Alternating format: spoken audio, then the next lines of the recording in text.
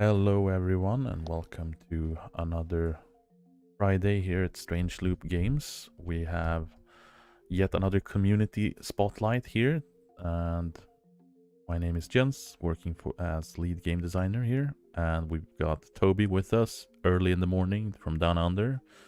Seen him on stream before. I'm awake. Hello. He's aware at least.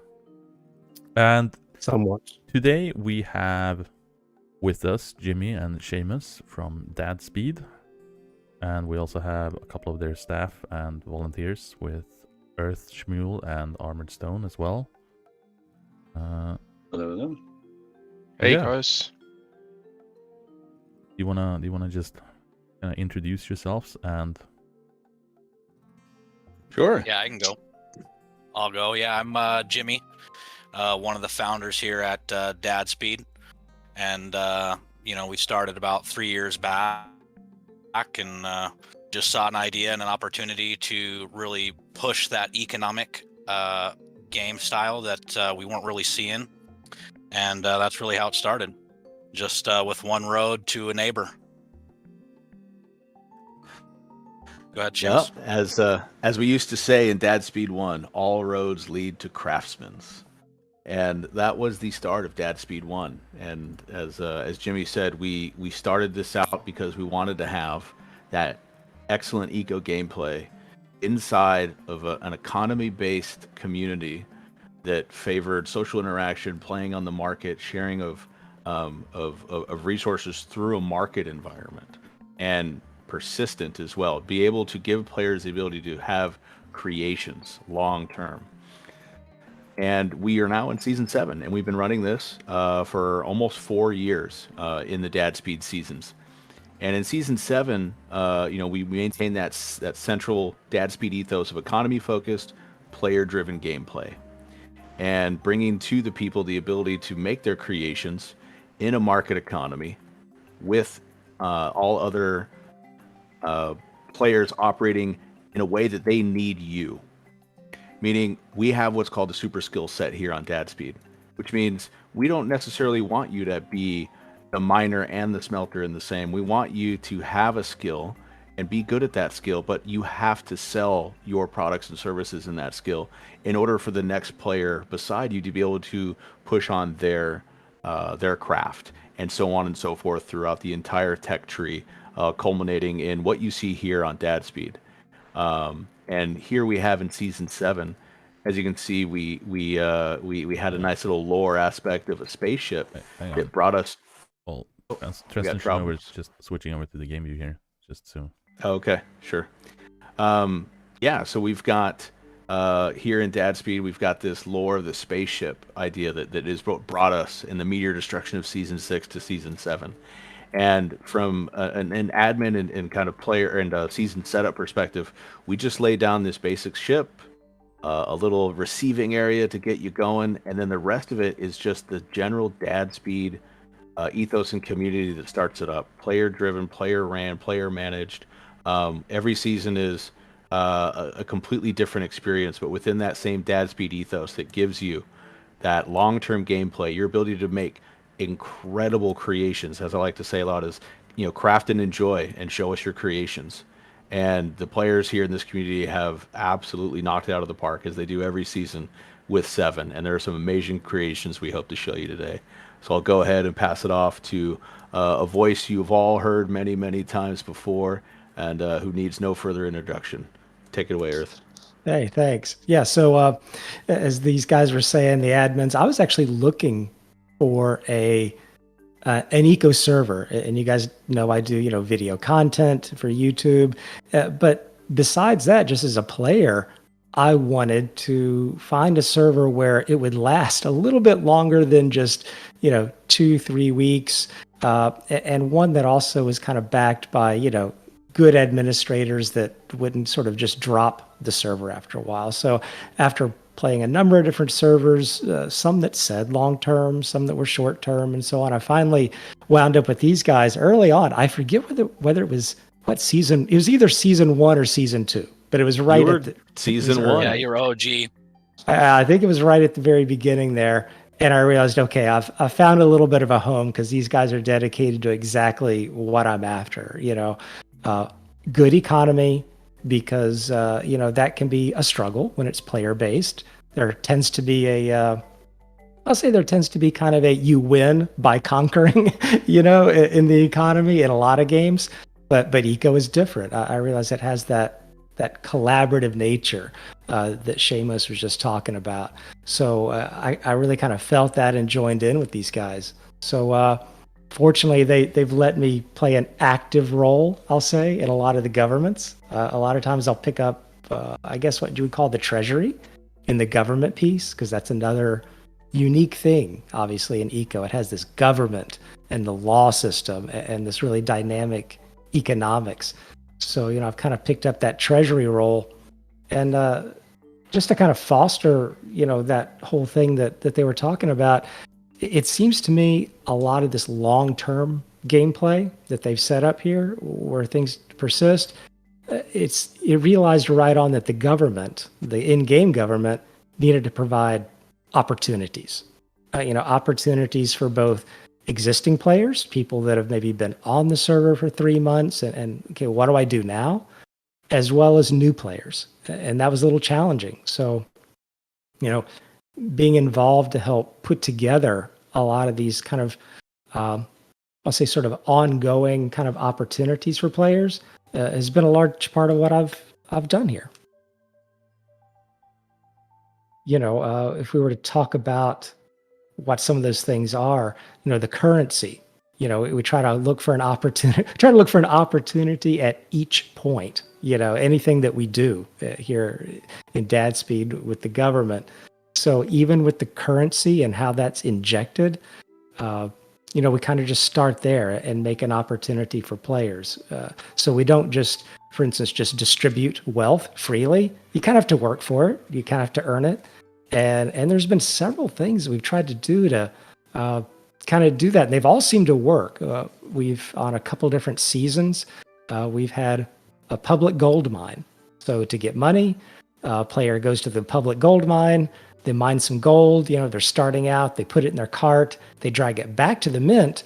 And so that's actually what we use to make the currency. And so they're able to get a little bit of daily income each day just from this interaction, which feeds then the government to be able to print more money.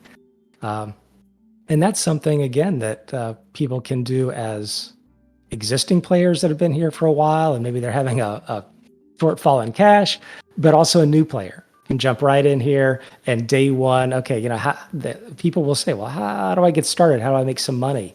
And so we'll give them 2 or 3 options. We'll say, hey, well, you can start by mining the gold and taking it to the mint. This season 7, we've done it a little different. It's paper. So you can buy paper from, there's several people that are selling paper, and anyone can make paper as long as they have the table for it. Some people make it more efficiently if they've got the paper milling skill, but a lot of people will sell paper. And so you can buy paper and then take it to the mint and sell it for an incredible profit. The government is very generous. We have an incredible return on your paper contribution to the government. And so they earn their money that way.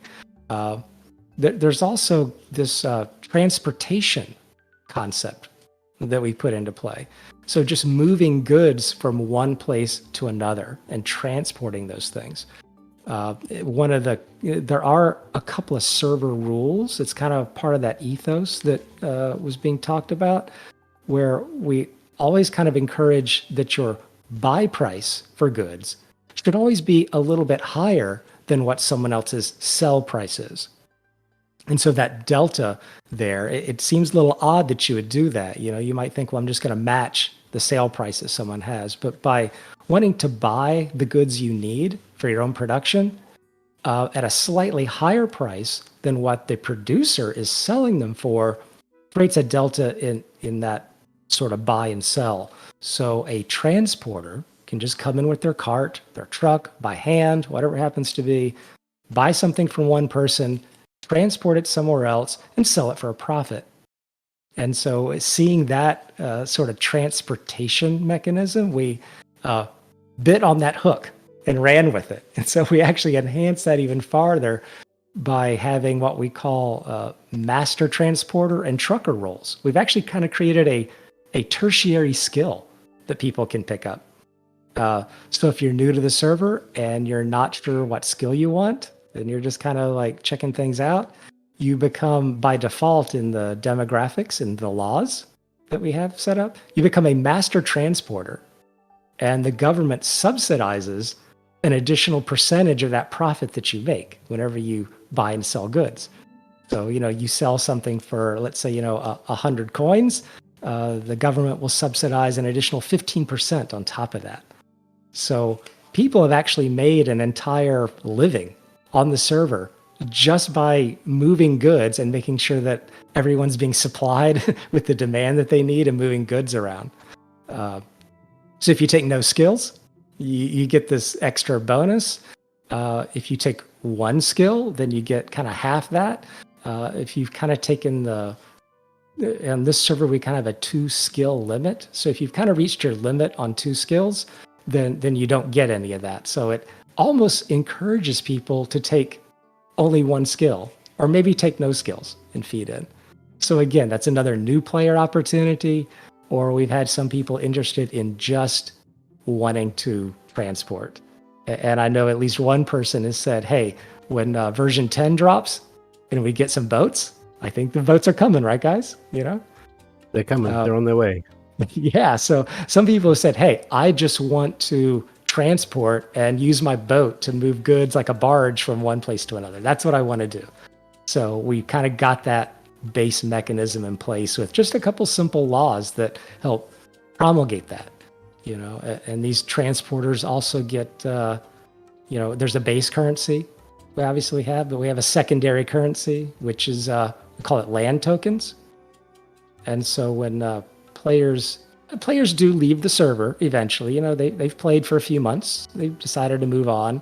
So when we reclaim their property, we again turn that into an opportunity. And that opportunity is they get sold not for the base currency, but the properties get sold for these land tokens. So there's different ways that players can earn land tokens, and this transportation is one of them. So in addition to getting base currency, you get special land tokens, and you're able to then trade those in and buy a property, like a downtown, nice, well-suited, location. They get a great property right in the middle of town.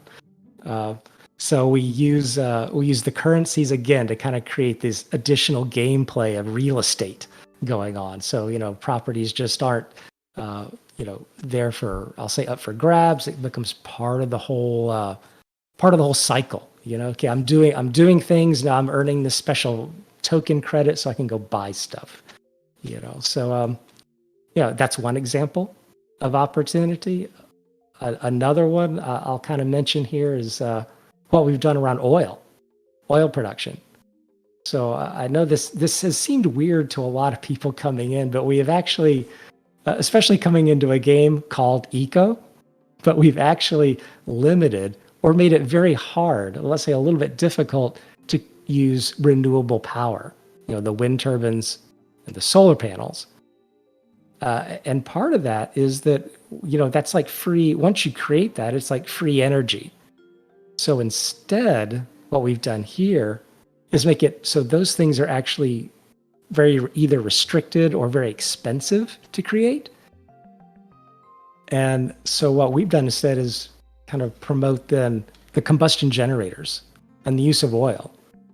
And even though there are some recipes, epoxies, plastics, different things that use the oil, I think if you relied purely on consumption of oil by that, or even the trucks, excavators, skid steers that use it, you actually could have one person on the server, crank out a couple thousand barrels in a stockpile, and that would last a long time, without it. But with this needing power from combustion generators, we create an opportunity and put out a government contract to build a power plant.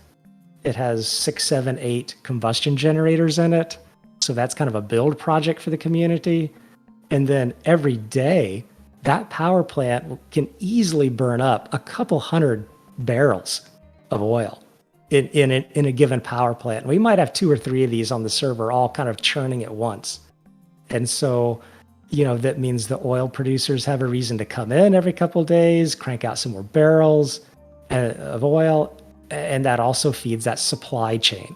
Once again, creates a demand and an opportunity for, people to smelt the iron to make the barrels, the people to mine the iron, sell it to the smelters, and so on. So it kind of creates these supply chains just through limiting things. So in general, our laws seem a little odd to people because we'll say, okay, that's going to cost you 10,000 credits of some sort to make a wind turbine. We're going to tax you massively for each one you put out. And so it seems limited, but it's actually creating opportunity by kind of doing these kinds of things. So I don't know. Those are a couple different ways that we create those opportunities. Yeah, I think it's quite exciting to see just how different servers are running into kind of they're treating the same problems very differently and having different approaches to solutions to these kind of things, and one is doing limitations versus other is subsidizing or just kind of varying how they're resolving it. But you guys were running quite abnormally long compared to most other servers. How long is your usual kind of cycle length? So that's it's just something that we as we start up the server with a player-driven approach and economy similar to our run length. So really, it's the player base who kind of decides that for us. I think this is probably our longest. We're at just about a year, but typically we're at least 200 days, I believe. But yeah, just for as long as people are creating and having an enjoyable experience, we keep it running. And go ahead, Orth. Oh no, that's exactly what I was going to say. That it's kind of player driven, and so this opportunity thing I was talking about. We've also realized it's really important to have things that new players joining in 2, 3, 4 months into the server, that they can be just as productive, just as contributory to the economy, and be able to do things as much as those people that were here in the first couple of weeks. So, a lot of these kind of things that we have in place allow them to be able to do that. And I would say the lifeblood is there's a few people that started first couple weeks and, are still in there months later, logging back in, doing their thing, still building. But I would say the lifeblood is really the new players that keep joining this instance and keep adding to it and expanding on it. So not making sure that we don't just limit that to, you've been here a long time, so you're going to be the most successful kind of idea, making it so anyone can join 3-4 months in and be just as productive, feel just as contributory as someone from the beginning. That's been really important. I think the community is really important. The community is really what helps us drive it. Back in season 1, I think we only lasted like 100 days. But back then, servers, it was 10 days was a meteor run. 10 days and bam, you're out the door. So I mean, it's as the community's grown and we've gotten more people who agree with the framework we put forward. Each season gets more expansive, lasts longer, and draws more people, and more people get hooked. And we can see here some miniature games as well. Jameis' stream here with that's cool. How does the battleship work? Yeah, game inside of a game. I didn't quite finish that one yet. My game's not loading yet. Hang on, I'll be right there. So basically, you would place ashlar pieces, the white, the sandstone, and shale. Against this. This would be your ships, and you have a coverage so people can't cheat and see where your ships are. But it's pretty simple. You just climb ladders and just place blocks. A lot of my mini games are based on block placement. I actually have a whole spleef arena here too, which I haven't seen on any other server. That is pretty cool. Yeah. Yeah, I didn't realize there were ladders. That's pretty smart. That's cool. I've got like a tiny little stream window in the corner of my screen, so but yeah, that's cool. Back to you if you want to see that. Yeah, no, it's really impressive. I mean, like I can't say anything else really than it's amazing to see communities coming together like this and just pulling these amazing builds off and doing it with style, really. And within an economy, not like a Minecraft creative server. Yeah. So I think that is really something else, and something I enjoy to see personally from one season to the next. Yeah, it's really just been that, we don't spawn anything in. This is, as Earth mentioned, like from the currency all the way through to the last tier 4 building block is through player generated labor and work. Everything is on a market economy at fair market prices.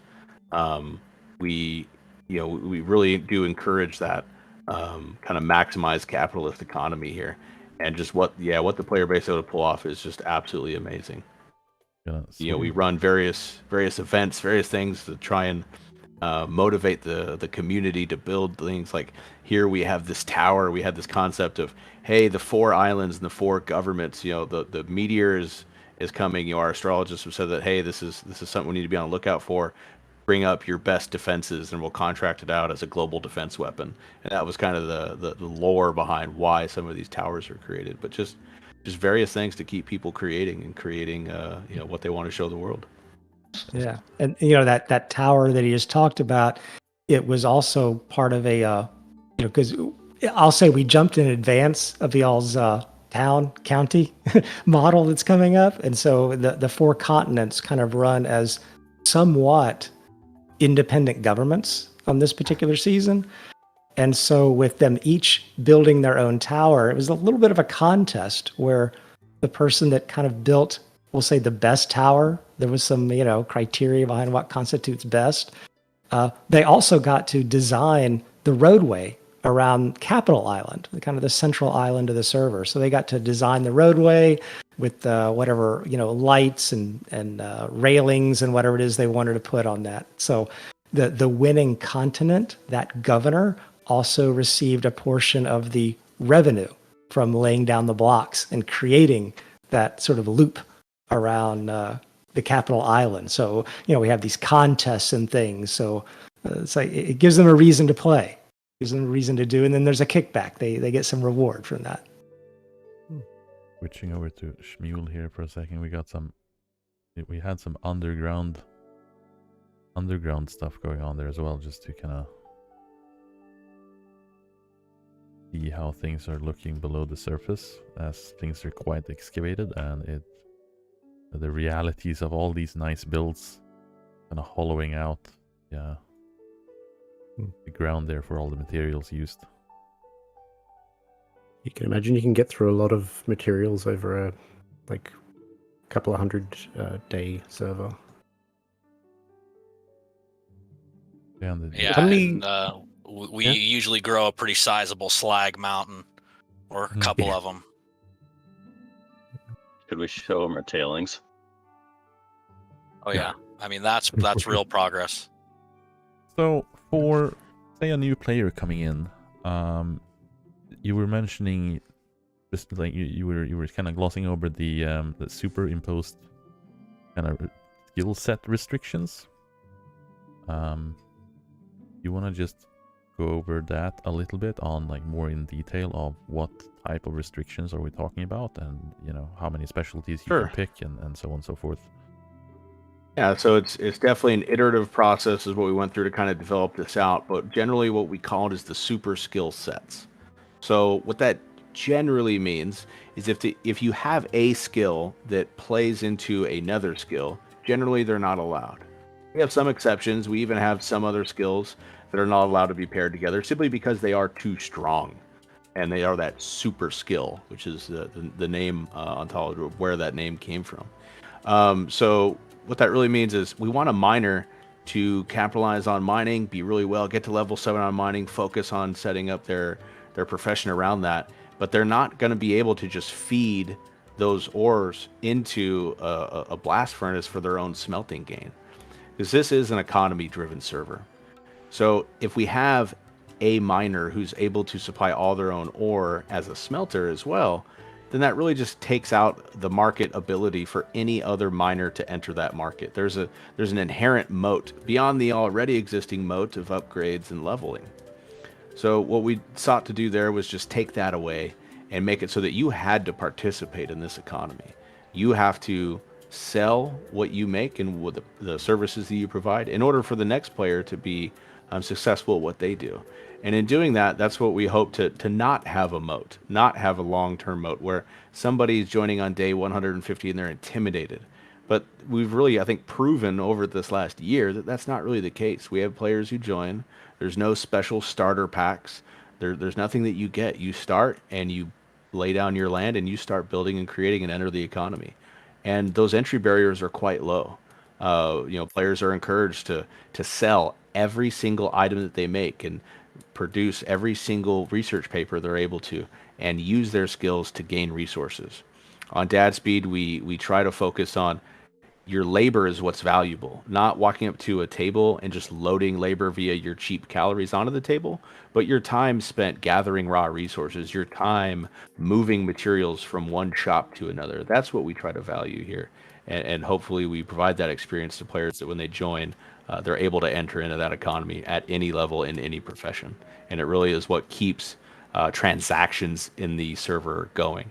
And that plays into when you become abandoned as a player, and as Earth was starting to mention there, that your assets are stripped away, your money is stripped away, and those resources are added back into the server, so that even though we operate a large world, that world would become overpopulated if we allowed everything to remain. So we do that cleanup of land resources and assets, and players are able to jump back in and reclaim old lands. My first oil drilling pad that I started on this server on day one is now, I believe, just a general workshop and cafe.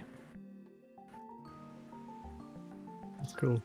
It's obviously working because, just anywhere you go on this map, there's just an amazing, the infrastructure and the actual buildings and the decorative items.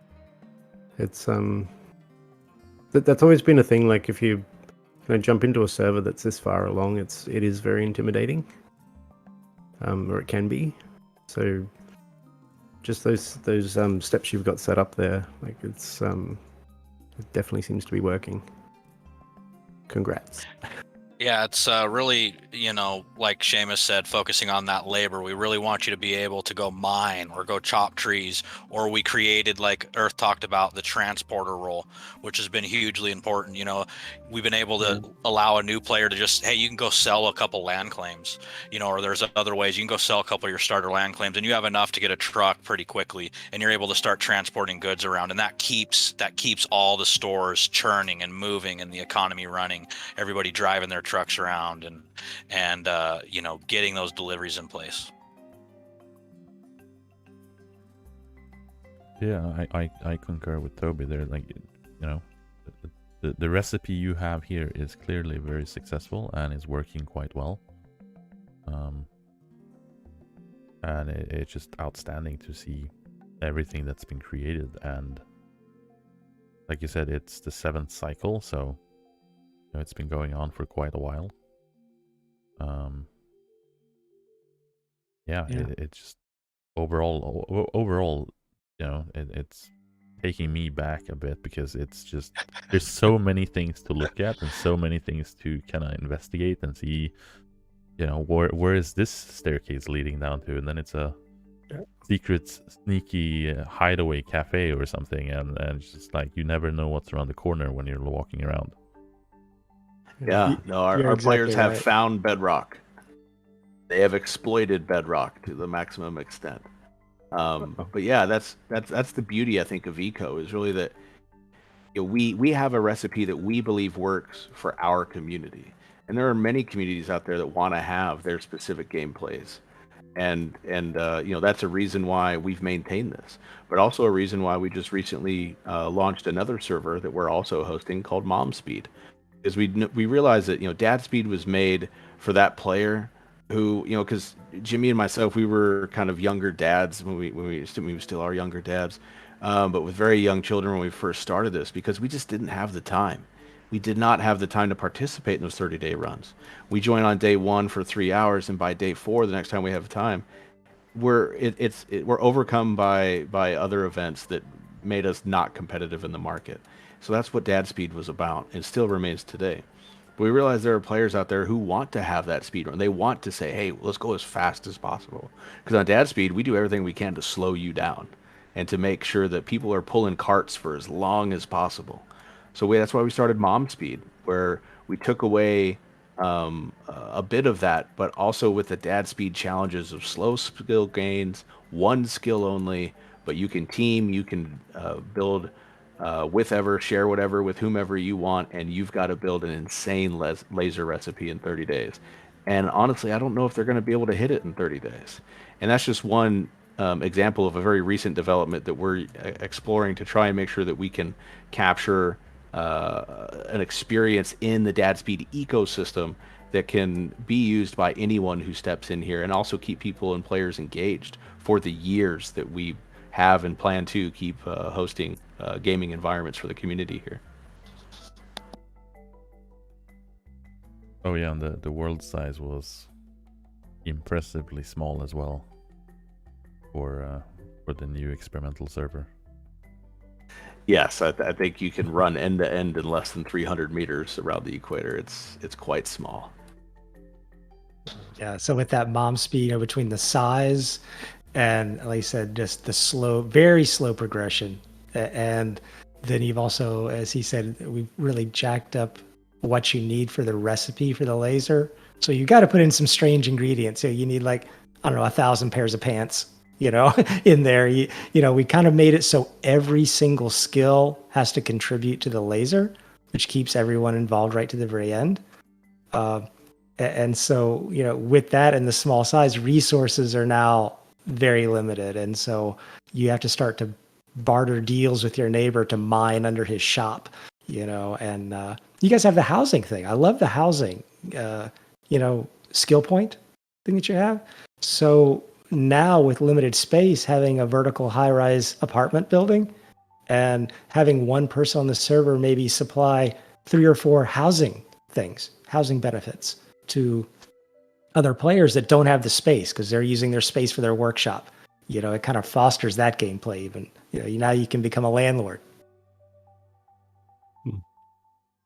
Yeah, I think space is probably one of the more underrated difficulty obstacles that a lot of servers never really run into in that particular level, because there's only really a couple of really dense servers where there's a large world where there's a high population that is super active enough to kind of fill that space, whereas a server with, say, 20, 30 active people playing on a 1.5 kilometer, 2 kilometer world is never going to run into space issues. Yeah, you might butt heads with your neighbors a bit to, have monopoly of that cornfield or, that specific super awesome oil spot.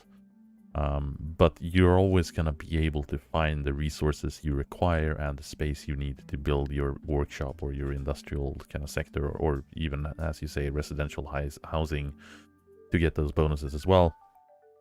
But on a smaller world where you're suddenly always kind of bumped up against someone and you need to either, collaborate or come to an economical understanding about permissions or being allowed to do X, Y, Z on that property, is something that we took into consideration in particular for some of the town stuff that we're working on.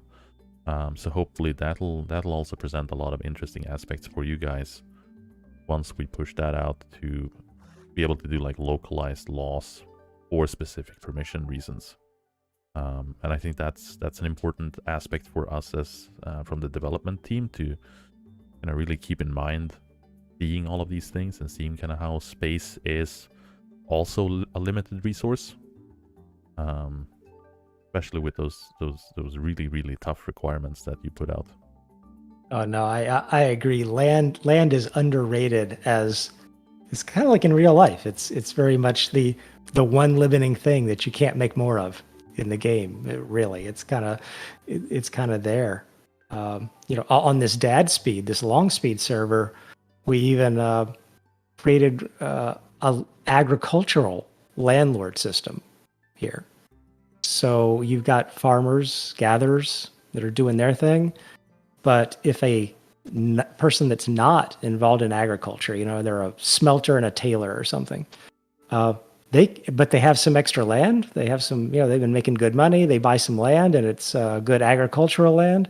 They can rent that out. We have some laws in place. We've leveraged the great law system to allow them to become an agricultural landlord. And so they can sort of rent their land out for agricultural use by those other players. So, again, just kind of providing another opportunity there because here on this long-term server, big world, lots of space. So use the space and let people kind of have fun with again, sort of making a tertiary sort of unnamed skill as a landlord. I know that really comes into a very difficult part, of how do you manage mining rights? Do I want a player to just be in the mine but not have access to my chests above, and trying to navigate that through both development as a core part of the game, as well as just a law implementation. I can only imagine. But we try to do our best to kind of navigate through those limitations here on Dadspeed, and make sure that our ethos is held up, but also players are effective contributors into the economy. And as you can kind of see here with some of the things that we've got, we have certain rules. Like we have a physics rule in the game where we have it as no floating structures. Things have to be reasonably adhering to the laws of physics. So that required bridges. Bridges weren't allowed on this server for the first X amount of days until the proper supports could be made, because hewn logs couldn't support a bridge. It had to be stone, and it had to be certain tiers. And because of all that, people are ramping up materials and pumping CO2 into the world, and we've jacked up CO2 production. And we really made it so that it was going to be challenging, and it was. I mean, how many meters of sea rise did we have this season? I don't think we saw any this season. None. We got close. Very close, yeah. Yeah. But yeah, that just kind of goes into making it challenging enough that you remain engaged long term, but also that it is achievable. It is not an impossible task, which I think is something that remains to be seen on Mom Speed. We'll see how we did on that one. But yeah. No, it's looking quite nice. And on the sea level threat, I see that you built a defensive quay along the entire coastline, just in a protective measure. Yeah, I remember the chat was crazy. Lessons learned from last season. Yeah, last season there was some sea rise there, and I think the chat was just going insane with like, oh my god, we're at this PP. They passed laws. You can't run, or you get taxed if your machines are running when the global parts per million is at a certain level. But yeah, the players were able. I mean, that was player driven. As admins, we did nothing. We just sat by. In fact, I think I was pumping my oil refineries as much as I could because I had to play in the economy. I had to get money. And here's my old oil refining pad, which is no longer an oil refining pad. It is now a comfy little lounge to sit in and read your books, reclaimed by a new player. Yeah, quite amazing. And we try to also have the best experience for players. We run this server as stripped down as possible on a dedicated bare metal Linux box, top of the line hardware, upgraded every time the provider has a major upgrade, and really just trying to provide that best user experience possible. Yeah, I think there's so much attention to detail, both from management and you guys are clearly putting in a lot of heart into it and making sure that everyone is having a good time and making sure that people are behaving and kind of adhering to the rules that you've set forth and so on. So it's an amazement to just kind of watch this. And yeah, Toby, are you getting some fancy inspiration here from watching Yeah, all of the block usage and Yeah, pretty much everywhere I go, it's like discovering new ways to use things, which is really cool. I actually have a question. Like, how much longer is this server, like this cycle, going to last for, do you think? Is it like kind of winding down, or are you going to keep going with it? Yeah, no, great question. We're gonna blow it up with the meteor here on the live stream. No, just kidding. Um, we are, we are Do definitely. it. Well, like we could, we have backups, right? So I could just reload a backup. But the server would crash. I think season 7 hands down is our biggest, our best, going the longest. Also, some of the most amazing creations I've ever seen in Eco. So, from an active user perspective, we're definitely down, but it's hard to say, how much longer we're really going to keep it up and running. But we're open to player feedback. That's why we started Mom Speed, was to give something else to do while still having the long term. So, I wouldn't be too surprised if this lasts still a couple of more months. But if the player community comes together and says, "Hey, this has been really great. We've enjoyed it. But we're ready for the next one." And full transparency and availability with all this, I post on a publicly available Dropbox all the server files when we're done, so that players can go ahead if they because they should cherish their creations. So we have that as a possibility for them to get the server files and go ahead and relive these experiences even far after the season's over. That's great. You've got Twitch chat going on with, we want to hit that full year of the cycle. Clearly, for sure. People want to keep going. Cool. Yeah, no, this might be Shmuel here is definitely on Team 365. Yeah, 365 seems like a good goal, and then once that happens, then I think it's open to do whatever we feel like. Yeah, but I'd say with the time we have left, if you want to, Shmuel and Armored Stone, if you guys want to show off some specific creations, that'd be great. And then the rest of the Strange Loop team just keep firing away questions. Okay, so we're here on Twin Peaks, and I'm just going to show off once it loads our power plant build there. You want to try doing the Of course, /reload or slash record and hide the HUD? If that might make it a little bit more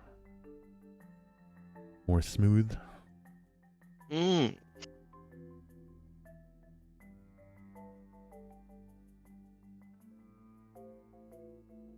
It's kind of force slowing you down. So here's a community collab build that we did as a group.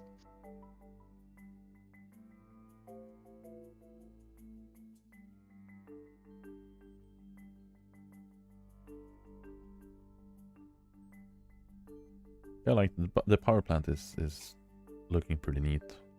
Now, with our new fancy generator, that's probably gonna need to be a bit bigger. Yeah, we would have liked it to have been a lot bigger, but the range restriction on the chimneys and the machines was sort of a limiting factor. Yeah. So that would be something cool to see in the future. Yeah.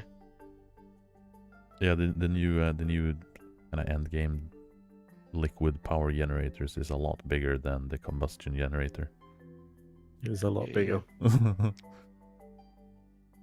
It's almost finished. Did we get to see the big suspension bridge on the road to Amazonia? I believe so, yeah. Okay, cool. Let's see, you got the Petra Embassy, got the Capitol Bridge. Let's see what else can we show off. We got we show the TP Town Hall. Did we get to see that?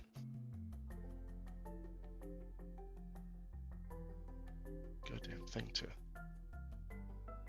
Someone's pointing out with demanding toilets and something about an underwater bridge. The toilet. Oh no. Should we show that? Yeah. Right. So The toilet is amazing. let's get to the toilet. Let's see, is there clay? You can see it from space. I am slightly terrified now. On the power subject, someone was asking for to ask Toby about a way to kind of track how much power is being used by players, so they can build central power plants that kind of charge for power usage and so on.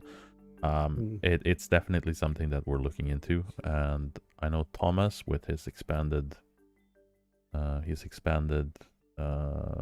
civics mod.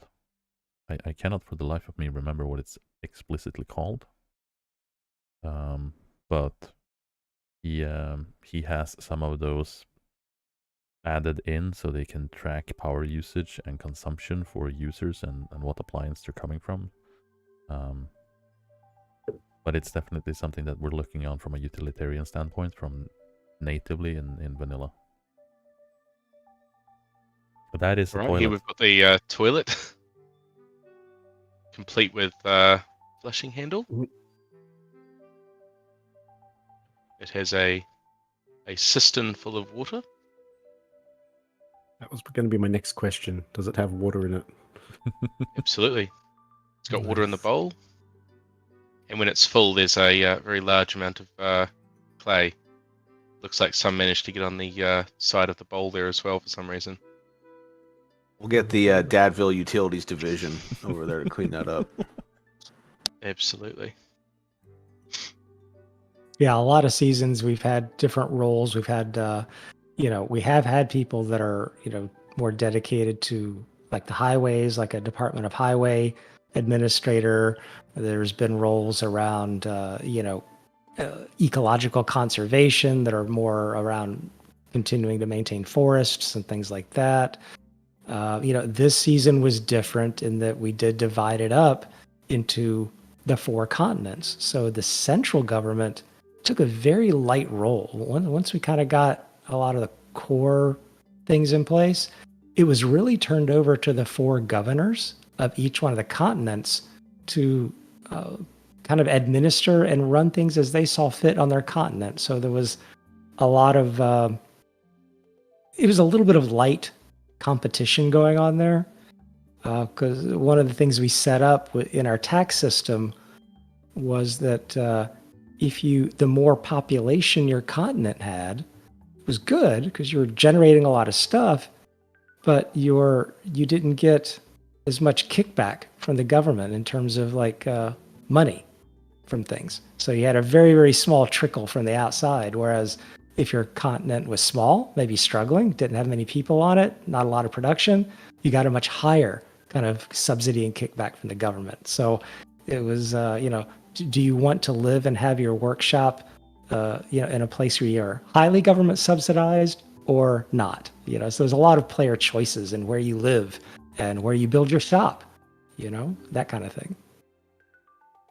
I really want to show off this Wonder Wharf sort of amusement park, which was sort of like a destination players could visit and actually interact with things. So there was supposed to be like some food shops and then you could do a hunting game where you'd shoot arrows through the waterfall and hope to hit a target. And then there was a wheelbarrow racetrack where you'd get that awfully difficult to control wheelbarrow and try and get it around this sort of little track here, and it was surprisingly difficult. High skill game there. Yeah. And then there was a really cool water slide, so you'd climb up just like you would at a fair amusement park. And then there was water that had been channeled through the blocks all the way down to a slide into the water, and then you'd sort of go through an underground tunnel. Wow. And then there was even a sauna underneath, complete with a cloakroom, towels, and then also just nearby, obviously a bus stop, of course, so you can get to the Wonder Wharf, and a Ferris wheel as well, of course. Theme park's not complete without a Ferris wheel. Like I said, even underground, you've got sneaky things hidden away, like that sauna. It's just like amazing clever use of some of these things. And Yeah. speaking to some of that underground cleverness, I remember early on in the beginning parts of this run, we had the various islands, and the rule from the government was, hey, we don't have the technology to build the bridges, and so that meant that some players had some interesting decisions because they were playing with friends and maybe they settled on different islands, and then they couldn't go trade with one another easily. So one of the rules we had was like, hey, physics, we have to operate in physics. There has to be a bridge. You have to build it. So the players got crafty, and as you can see here, they went underground and they built a tunnel system that went under the water and connected these two islands together with ramps so that they could cart their little wooden carts full of ore in a tunnel that was not full of water. Therefore, they were adhering to physics. So it was interesting because they accomplished our intent of living within the world of physics, building this watertight tunnel, but also not breaking the rules of having a bridge. So it's really great to kind of see those player solutions to those government issues and problems that come up. Yeah, it's quite. So, are we on my stream at the moment? Yeah. So, some players on the Olympus island decided that they would build a huge underground production place for all their polluting industries. So a lot of this was started to be carved out by hand, but it was themed around like a dwarven-esque style. So you ended up with some very dwarven-looking buildings, and I know some of the rules were no electrical lighting, and they lined it with stone pillars, as you can see, just carved out of the rock, and just a really cool, deep underground environment. That the RP idea behind it was to contain the pollution to somewhere that wasn't near farms and nature or anything like that. And then they put like a large underground power plant under here as well.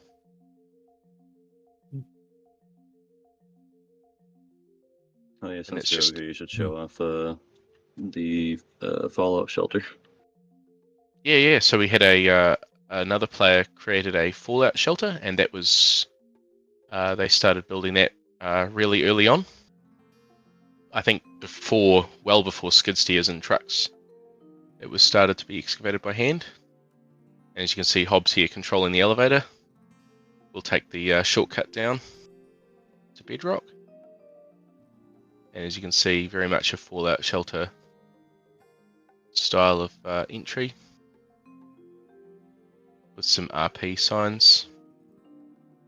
Vault 17 lined with steel, and all the different themed rooms deep underground here at the 0 elevation. I know where I'm going when the meteor drops. Yep. I think you'd be safe in here. Maybe, possibly. As a kind of outro, we're kind of running into the end of the stream here. Just as a quick note, I had a thought and then I kind of lost it. On the topic of governments, as we were talking a little bit previously, mentioning on kind of government sort of handling everything and managing and so on and so forth. How is the government kind of handling player leaving, player joining, and kind of replacement? Because I'm assuming that not everyone is, or not the original government is going to stick around or kind of keep themselves occupied with the same job throughout the entire cycle, as I'm presuming that some of the positions are being changed out and different people are doing them.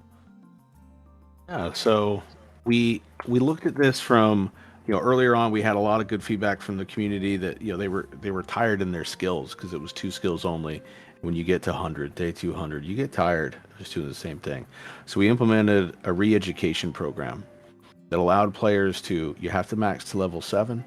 You have to trade in all of your tables, all of your upgrades, and all excess materials of that skill. Trade it in, and the government takes it. The government blows it up at its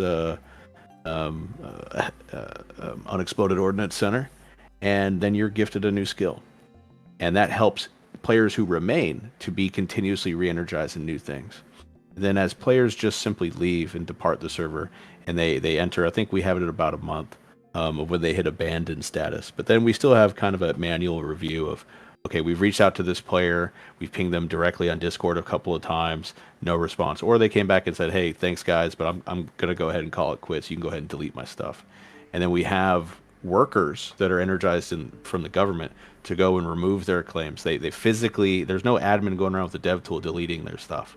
The government pays players to put in their labor to go take down that player structure, to go and pull up all those materials, and a government officer comes and pulls up the claims, and they auction off that land if needed, or they simply unclaim it and it's for the next person to grab onto. And that's how we deal with the kind of player recycling over the hundreds of days. Well, and then as far as the government's concerned, we encourage open elections, you know, so there's nothing that says if you're a governor, there's nothing that stops somebody else after a couple of weeks when your term is up to kick you out, you know, and run an election, run a campaign. So we get fresh people in the government, you know, throughout the season. So usually, you know, we had a world leader in the beginning of the season, and he stepped down, and we've had different governors throughout the season. So we always kind of get the fresh meat in there in the government too, and we provide kind of some basic frameworks like Seamus was talking about with the re-education program. That's just a basic thing that we provide to help players stay interested, but at the same time we allow this rotation of the players within the government their own ideas at the table, and we like to encourage player freedom, not restrictions. We like to encourage freedoms and encourage better behaviors that we want to see, or that the gameplay that we kind of agree with. You know, we like to incentivize instead of, you know, just flat prevents. That's usually, from an admin perspective, that's what we look at, is let's make sure we're not crushing player freedom. We want the players to be able to do what they want, and we want a government that's engaged and free elections, and it's kind of one of our foundation pieces. Yeah, I think that was a good summary of it. We've got someone asking Shmuel to take a look at Pumpkin and Olympus Town Hall. Okay. I'm guessing that's one of the persons involved in building it, or someone that just really liked the build. Heading over there now. We got a minute or so remaining, and then probably gonna start. Do you want to have a look at any of the laws at all? I was gonna check in on, like, most servers that run longer time or kind of involved into not your kind of standard cycled servers usually run with a whole bunch of different mods and kind of custom recipes, or just general content mods and so on and so forth. And I believe you guys' approach has been kind of hands off on that, just to got a few, I believe. I don't know if we have any other like main mods that other servers use. I think most of ours are actually all in-house. Yeah, Jimmy manages our mod team. He could probably speak a little bit to that, of what they've implemented. Very light though. Yeah, it's mostly we try to balance some things. One of the things we've done is kind of taken away the skill books to make it so you can't just pump out infinite skill scrolls. So that was one of the first things we've done. You know, and there's just been some minor adjustments to the recipes, such as having like clay involved in the iron recipe and the bloomery, and then pots involved in the iron recipes at the blast furnace to help tie in some other professions with that. And we've seen some good success with that. Now you know, as the season goes on, we've had to make some other adjustments, you know, because maybe something we were too heavy-handed on, and we had to maybe bring it down, or we had to come up with ways to create clay, because clay is kind of hard to dig. So, you know, very minimal. We do have a pretty good member on the mod team who's helped also balance some things, like with the oil. Like some people have had an oil spot where you can get, you know, an incredible amount of oil if you pick just the perfect spot. So we've kind of brought that cap down and brought the lower part up, so it's more fair, and getting that prime oil spot isn't such a boon for that one person who managed to claim it, or if somebody who didn't, somebody who's not even involved in oil claims that oil spot and the whole server screwed. So we've kind of brought the caps down, made sure there's a cap on it, and brought the lows up. And we've done a couple other minor adjustments, and we're constantly experimenting, especially with mom speed. We're looking at adjusting, how calorie consumption works, and that's kind of where we're currently trying to tackle with what the mod team can do. Nice, sounding quite exciting, and I'll definitely kind of keep an eye out on seeing what that results in, because that's probably one of the biggest interests for me outside of the fantastic builds you guys have. Just from a main balance perspective, because there's a lot of changes that are similar to those revolving into 10, where some new interdependencies between things are going to come up. Some might not appreciate some of those changes, but I think they're going to be quite fun for a lot of players, and combine more of them. And especially having that interdependency more between different professions, especially over some branches that might not be apparently involved in one another. As you mentioned, like Clay involved in smelting is an interesting kind of crossover that ties in some of the brickworking in there. Yeah, and we tried to make it realistic. We felt it.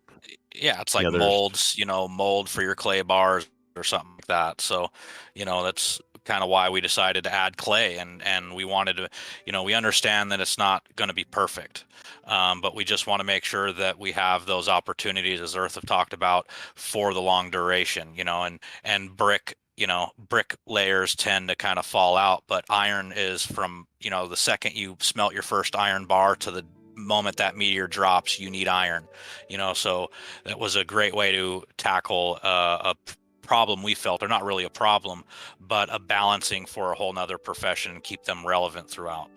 Yeah, no, I really appreciate the effort to dig into that particular beast of the gameplay aspect of it, because it is quite a heavy hitting potential, where it's a hit or miss, or things go wildly out of control one way or another.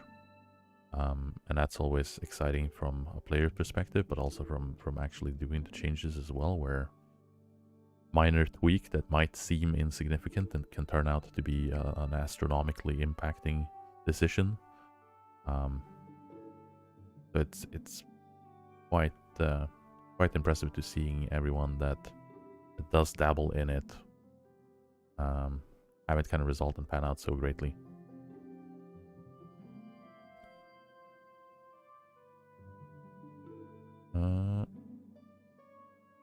Yeah, I think we're leading towards the end here. We're up on slightly past an hour. It's been an absolute blast cruising along here and talking to you guys. Yeah, no, we very much appreciate the invitation, and the ability to kind of showcase a lot of the work you and your team have done for years of equaling what this long-term gameplay style can show off in a not creative, not spawned in mechanic of people who want to play and people who want to build and create. So it's been fantastic. We very much appreciate your attention and your support throughout. Yeah, and with that comment, I'll also kind of open up and make sure that I follow Dennis' instruction here with making sure that everyone is aware that if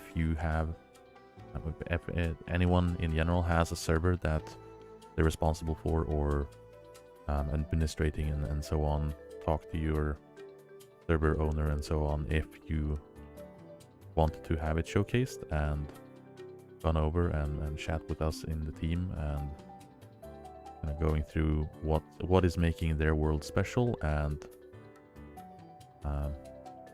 if it's just to show off builds and cool things that you've accomplished during their your cycle progression.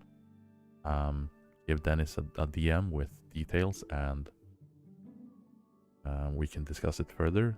He's on a bit of a vacation, so he's not super active in respondents to it, but he'll probably get back to everyone that has messaged him as soon as he gets back. Yeah, make sure you send lots of messages so when he gets back, there's a huge amount to draw through. Sorry, Dennis. Yes, and thanks for letting me kind of talk about things. I am really excited about what these guys have done here. It's amazing. Yeah. Yeah, no, I think we're wrapping this up. And once again, thank you for showing us your amazing builds and what you've done with the game. And I just wish you the best of luck and happy continuation with these successful cycles. I'm always stoked to kind of see screenshots coming out of Dadspeed when they're getting posted on the media channels on Discord, and this turned very dark very quickly. Yeah, it's been awesome. Looking forward to seeing what you guys accomplish in the future. Can I say one thing real quick? Yeah, go ahead. Just so everybody knows, anybody that's looking to maybe try out our server, there is a lot to do. Don't be dissuaded by the big builds. There is still a lot to do. You will have no problem getting started. Every raw goods profession is paid almost equally. It's great. We have done a lot of work with making sure that new players are very welcome here.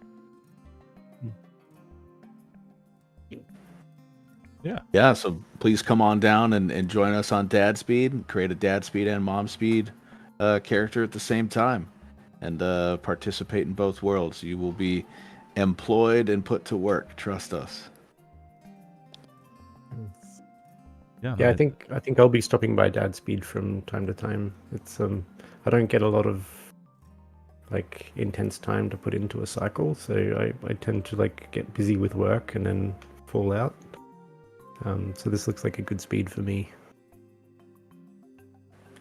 Outstanding, yeah. Come on down. We'll be here.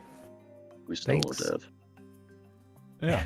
With that, I thank everyone for watching, and we'll probably have some exciting things coming next week. Maybe I'll go over the streaming schedule and make sure we get some announcement for some of the things, and we'll probably go over some of the sneaky new things that are coming in 10 in one of the upcoming streams that we haven't really discussed that much about. So do keep tuned to news and information flow that's coming out, and we will catch you on the next stream.